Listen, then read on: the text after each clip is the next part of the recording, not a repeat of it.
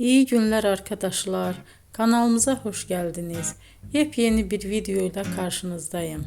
Elçin Sangu ve Barış Ardus'tan yepyeni karelerini sizler için düzenleyip video haline getirdim ve sizlere sunuyorum. Umarım beğenirsiniz.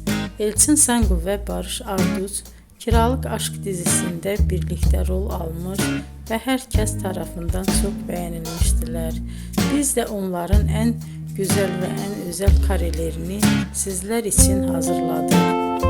Videoların devamını istiyorsanız kanalımıza abone olup sona kadar izlemeyi unutmayın. Hoşça kalın. Bizden bu kadar.